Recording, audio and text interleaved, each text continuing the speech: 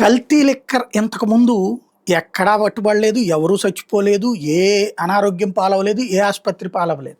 అప్పుడు జంగారెడ్డిగూడెం దగ్గర ఏదో ఒకటి ప్రాబ్లం వచ్చినటువంటివన్నీ కూడా దీనివల్లనే అన్నారు. ఆ తర్వాత టెస్ట్ చేసి అదేం కాదని ప్రభుత్వం చెప్తే వీళ్ళు తప్పు డాక్యుమెంట్లు ఇచ్చారని చెప్పుకొచ్చారు. అది పక్కకు పోయింది. అంతకుముందు తెలుగుదేశం టైంలో ఏదైతే ఒక మద్యం దుకాణానికి సంబంధించి దాంట్లో ఏదో ద్రావణం కలిసిందంటూ అక్కడ తాగి చచ్చిపోయినటువంటి సంఘటనలు చోటు చేసుకున్నాయి. ఇక్కడ బేసిక్ సమస్యల్లో ఏంటంటే లిక్కర్ అనేదే చావుని తెచ్చేది. తొందరగా తెస్తుందా, ఎక్కువగా లేటుగా తెస్తుందా? రోగాల పాలు చేసేది. తొందరగా రోగాల పాలు చేస్తుందా, ఎక్కువగా రోగాల పాలు చేస్తుందా? ఇదే నడుస్తుంది. కాకపోతే ఏంటంటే ఇవాళ తాగుబోతుల సంఖ్య పెరిగింది, తాగడం తప్పు లేదనుకునే వాళ్ళ సంఖ్య పెరిగింది.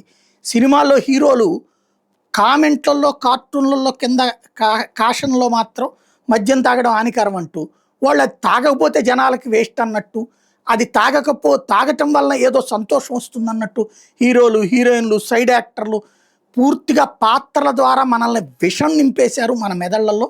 ఇప్పుడు ఒకప్పుడు తాగినటువంటి వాడిని కీతాగా చూసే సమాజంలో ఇప్పుడు తాగడం రానటువంటి వాళ్ళని కీతాగా చూసే స్థాయికి దిగజార్చేసుకున్నాం.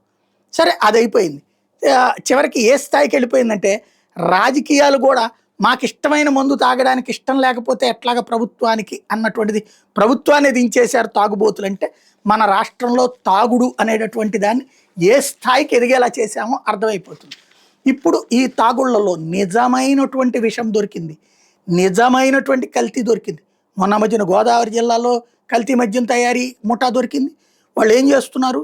ఇదివరకు గనక ఏ అమృతాంజనమో, జెండు బామో ఇట్లాంటి వాటికి సంబంధించి ఆ నకిలీ స్టాంపులు తయారు చేసి, అదిగో ఇది నకిలీ, వాళ్ళ తరహాలోనే ఉండేటట్టుగా జెండు బామ్ ఉందనుకోండి, డి తీసేస్తారు జెను బామ్ టైపులో.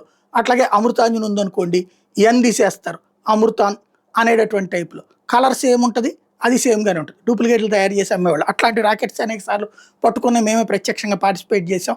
ఆ పోలీసులతోనో లేకపోతే డ్రగ్స్ డిపార్ట్మెంట్తోనో పార్టిసిపేట్ చేసి చూసాం. ఇప్పుడు వచ్చేటప్పటికి కల్తీ మద్యం అన్నటువంటిది ఓ రొటీన్గా అయిపోయింది. అలాంటి బ్రాండ్ స్టిక్కర్లు తయారు చేయడం, సేమ్ అన్నట్టుగా తీసుకురావడం, అవి ఇప్పుడు తాజాగా మరొకసారి చిత్తూరు జిల్లాలో పట్టుబడి. సరే, వాళ్ళు తెలుగుదేశం మనిషి అంటూ చంద్రబాబు గారి పక్కన ఫోటోతో సహా అతనికి సంబంధించి రాసుకొచ్చింది. సురేంద్ర నాయుడు చంద్రబాబుతో ఉన్నటువంటి ఫోటో, ఇతనే అరెస్ట్ అయింది అన్నటువంటిది. అయితే ఇక్కడ సమస్యల్లో ఏంటంటే వీళ్ళు ఎన్ని తయారు చేశారు, ఇప్పటికీ ఎక్కడెక్కడికి పంపించారు, అది తాగిన వాళ్ళ ఆరోగ్య పరిస్థితి ఎట్లా ఉంది, ఇది చెక్ చేయాలి.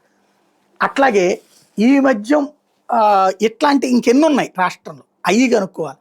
ఇప్పుడు మనకు కనుక రేషన్ అదే మన షాపుల్లో కల్తీ బియ్యం ఉన్నాయా, కల్తీ నూనెలు ఉన్నాయా, ఇవి చెక్ చేయడానికి ఎట్లాంటి మిషన్స్ పెట్టుకుని సివిల్ సప్లైస్ డిపార్ట్మెంట్ వాళ్ళు వెళ్తారో అట్లా ఎక్సైజ్ డిపార్ట్మెంట్ వాళ్ళకి డబ్బులు ఇచ్చి ఆ మిషన్స్ ఏమన్నా ఇచ్చి కల్తీ మందా ఒరిజినల్ మందా అన్నటువంటిది తేల్చే విధానం పెడితే అసలు విషయం బయటపడుతుంది. లేదా ఈ లిక్కర్ కంపెనీల యాజమాన్యాలు వాళ్ళ మనుషుల్ని పంపించి ఓ టీమ్గా ఏర్పాటు చేసి ప్రతి జిల్లాలో కూడా ఆయా షాపుల్లో దొరుకుతున్నటువంటిది వాళ్ళు ఒరిజినల్గా పంపించిన కల్తీ లిక్కరా లేకపోతే కల్తీ లిక్కరా అన్నటువంటిది క్రాస్ చెక్ చేసుకోవడం బెటర్.